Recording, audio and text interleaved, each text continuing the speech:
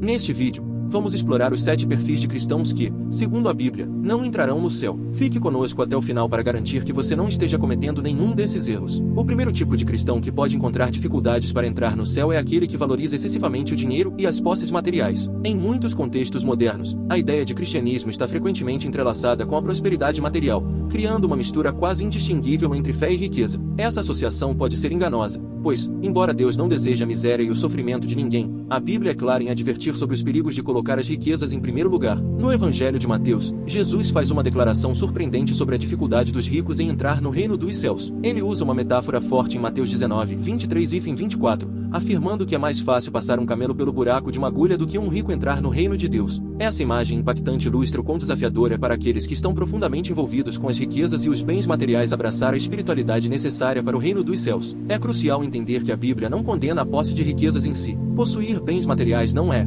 por si só, um obstáculo para a salvação. O verdadeiro problema surge quando o amor ao dinheiro se torna central na vida de alguém. Jesus deixa claro que não podemos servir a Deus e as riquezas simultaneamente. A adoração do dinheiro e a busca incessante por mais riquezas podem desviar o coração e a mente de uma verdadeira devoção a Deus. A Bíblia adverte que o amor ao dinheiro é a raiz de todos os males, como encontramos em 1 Timóteo 6, 9 e 10. Esse amor desmedido pode levar a uma série de problemas espirituais e éticos, como a avareza, a injustiça e a corrupção moral. O apóstolo Paulo menciona que aqueles que buscam enriquecimento material com obsessão podem se envolver em tentação e cobiça, resultando em ruína e perdição. Portanto, é vital que os cristãos equilibrem sua vida financeira com uma fé genuína e um coração voltado para Deus, evitando que a busca por riqueza substitua a busca por uma vida de integridade e serviço divino. O segundo tipo de cristão que pode enfrentar dificuldades para entrar no céu é aquele que tem grande dificuldade em perdoar. O perdão é uma das práticas centrais do Evangelho e um princípio fundamental do ensinamento de Jesus. Em Mateus 6, 14 e 15, Jesus destaca a importância do perdão ao afirmar que, se não perdoarmos os outros, Deus também não nos perdoará. Este ensinamento não é apenas um conselho moral, mas uma condição essencial para nossa própria experiência de salvação e reconciliação com Deus. O perdão não é uma tarefa fácil. Muitas vezes,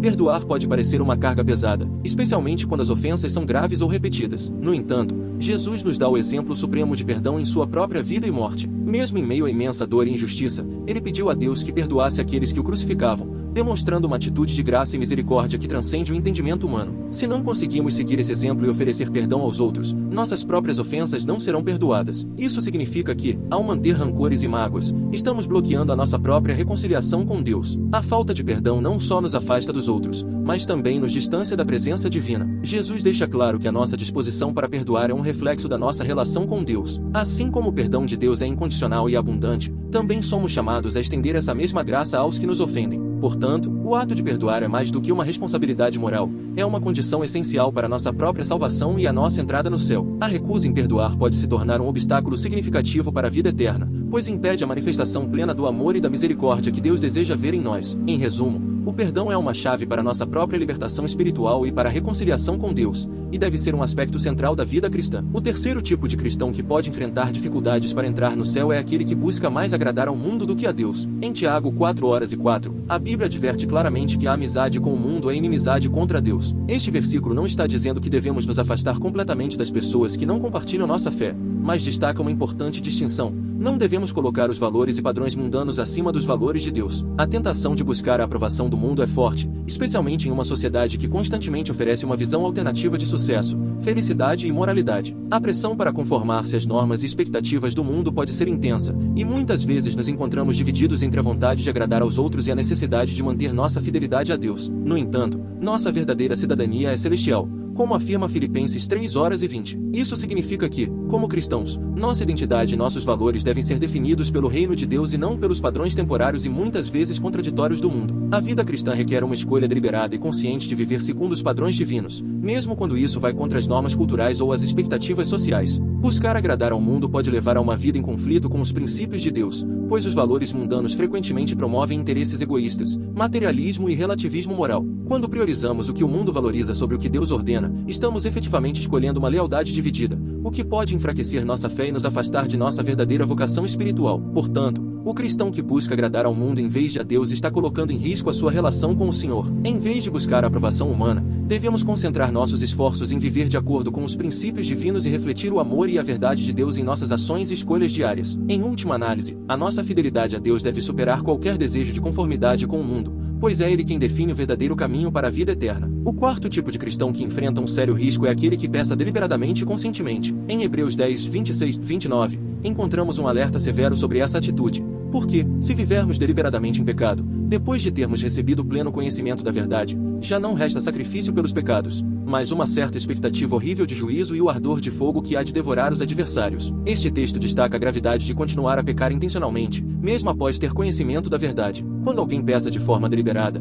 está não apenas desconsiderando a santidade de Deus, mas também desvalorizando o sacrifício de Jesus Cristo. O sangue de Cristo é descrito como precioso e de imenso valor, e não deve ser tratado com desdém ou desprezo. A atitude de persistir no pecado, sabendo que é errado, é uma rejeição direta da graça e da misericórdia oferecidas por Deus. O verdadeiro cristão é chamado a reconhecer seus pecados e a buscar arrependimento sincero. O arrependimento genuíno envolve um reconhecimento profundo do erro, um pedido de perdão a Deus e uma determinação de mudar de comportamento. Não se trata apenas de um sentimento passageiro de culpa, mas de uma transformação real e contínua do coração e da mente. O perigo de pecar deliberadamente é que, ao ignorar a verdade e persistir na prática do pecado, a pessoa coloca em risco sua própria salvação. A Bíblia ensina que a perseverança na fé e a obediência aos mandamentos de Deus são essenciais para manter uma relação saudável com Ele. A confiança no perdão de Deus não deve ser usada como uma licença para pecar, mas como um incentivo para viver uma vida que reflete a transformação que o Espírito Santo opera em nós. Portanto, um cristão que peca deliberadamente e conscientemente precisa examinar seriamente sua relação com Deus. É vital que tal pessoa busque o arrependimento genuíno e se comprometa a viver de acordo com os padrões de Deus. A graça de Deus está sempre disponível para aqueles que se arrependem sinceramente, mas a persistência no pecado consciente é uma atitude que deve ser evitada a todo custo,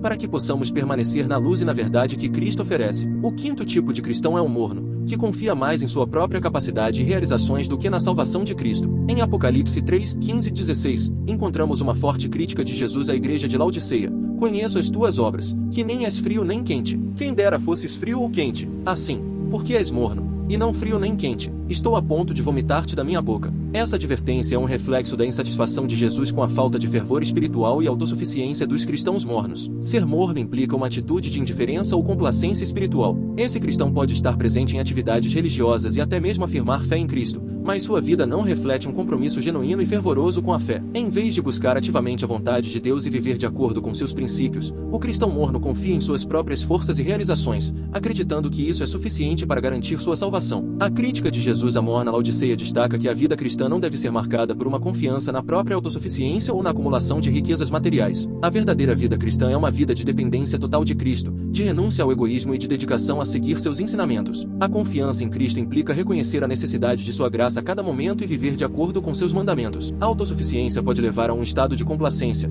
onde a pessoa não busca mais o crescimento espiritual ou o relacionamento profundo com Deus. O cristão morno é aquele que pode ter o nome de cristão, mas sua vida não demonstra o fervor e a dedicação que deveriam caracterizar um verdadeiro seguidor de Cristo. Em vez de ser quente e apaixonado pela fé ou frio e afastado, um cristão verdadeiro deve estar totalmente comprometido com a vontade de Deus, vivendo uma vida que reflete seu amor e verdade. Portanto, a advertência para os cristãos mornos é clara: é necessário abandonar a autossuficiência e a complacência e buscar um relacionamento genuíno e fervoroso com Deus. É essencial que cada cristão examine sua própria vida e determine se está verdadeiramente vivendo em dependência de Cristo, ou se, ao contrário, está confiando em suas próprias forças e se contentando com uma fé morna. A salvação e a verdadeira vida cristã não podem ser baseadas em realizações pessoais ou riqueza material, mas em um compromisso genuíno com Cristo e em viver de acordo com seus padrões. O sexto tipo de cristão é aquele que não demonstra amor pelo próximo. Em 1 João 4, 20 e 21, a Escritura nos ensina que se alguém diz, eu amo a Deus, e odeia seu irmão, é mentiroso. Pois quem não ama seu irmão, a quem vê, como pode amar a Deus, a quem não vê? E dele temos este mandamento,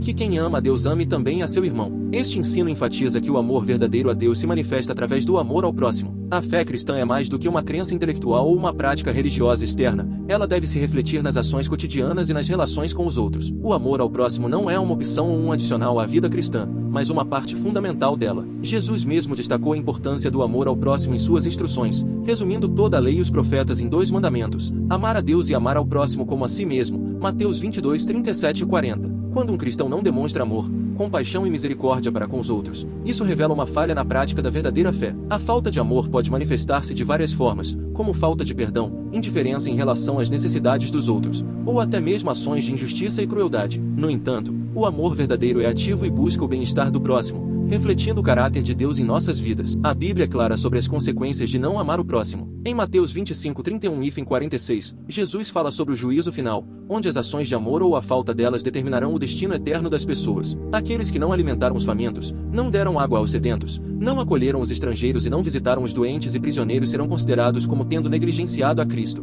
Portanto, o cristão que não ama seu próximo está vivendo uma fé que não está alinhada com os princípios de Cristo. Amar o próximo é um reflexo direto do amor de Deus em nossas vidas e é a prova visível da nossa fé. Sem amor ao próximo, não podemos afirmar que estamos verdadeiramente amando a Deus, pois a nossa relação com Ele deve se manifestar em ações concretas de amor e misericórdia para com aqueles ao nosso redor. É essencial que cada cristão examine seu coração e suas ações para garantir que o amor ao próximo esteja presente e ativo em sua vida diária. O sétimo tipo de cristão é aquele que desconsidera as leis de Deus. Em Mateus 5:17-20, Jesus declara: "Não pensem que vim para abolir a lei ou os profetas, não vim para abolir, mas para cumprir. Pois em verdade vos digo que, até que o céu e a terra passem, nem um iota ou um tio se omitirá da lei, até que tudo se cumpra. Aquele, pois, que violar um desses mandamentos, por menor que seja, e assim ensinar aos homens, será considerado menor no reino dos céus, mas aquele que os praticar e ensinar será considerado grande no reino dos céus." A declaração de Jesus sublinha que a lei de Deus não foi anulada com a vinda de Cristo, mas cumprida e aprimorada. A lei, como revelação da vontade de Deus, continua sendo um guia fundamental para discernir o que é certo e errado. O desprezo pelas leis divinas não é apenas uma falha moral, mas uma afronta ao caráter de Deus e ao propósito de sua revelação. A desconsideração das leis de Deus pode manifestar-se de várias maneiras. Alguns cristãos podem ignorar ou reinterpretar passagens da Escritura que são desafiadoras ou não se encaixam em suas preferências pessoais. Outros podem adotar uma atitude de indiferença em relação aos princípios bíblicos, acreditando que a graça de Deus lhes permite viver de acordo com seus próprios padrões. No entanto, essa visão é contrária ao ensino de Cristo, que enfatizou a importância de viver segundo a palavra de Deus e ensinar outros a fazer o mesmo. A lei de Deus é um reflexo de seu caráter e é dada para nosso bem, orientando-nos a viver de maneira justa e piedosa. Em Salmos 1:9-97, o salmista expressa seu amor pela lei de Deus. Quanto amo a tua lei, é a minha meditação todo dia. Amar a lei de Deus significa reconhecer sua importância para a nossa vida e para o nosso relacionamento com Ele. Além disso, a lei também serve como um meio de manter a santidade e a ordem dentro da comunidade cristã. Desprezar as leis de Deus pode levar a uma vida desordenada e ao enfraquecimento da testemunha cristã no mundo. Jesus advertiu que a justiça de seus seguidores deve exceder a dos fariseus, que eram conhecidos por sua superficial obediência à lei. Portanto, desconsiderar as leis de Deus é um erro grave que compromete a integridade da vida cristã. A verdadeira fé é aquela que respeita e pratica os princípios divinos, reconhecendo a lei como um guia essencial para a vida cristã. Devemos buscar uma compreensão profunda da palavra de Deus e viver de acordo com seus mandamentos, não como uma forma de legalismo, mas como uma expressão do nosso amor e gratidão por seu caráter e por sua obra redentora em Cristo. Esses são os 7 tipos de cristãos que a Bíblia descreve como não entrando no céu. Não basta fazer uma oração ou frequentar a igreja. A verdadeira fé se manifesta em ações e atitudes que refletem os ensinamentos de Jesus. A nossa jornada é uma constante busca por viver conforme os princípios de Deus, amar o próximo, perdoar e buscar a justiça e a santidade. Se você achou este vídeo útil, inscreva-se no canal para não perder nossos próximos conteúdos. Compartilhe este vídeo com seus amigos e familiares, e deixe um like. Sua participação ajuda a expandir nosso alcance e iluminar mais vidas. Obrigado por estar aqui e que Deus te abençoe.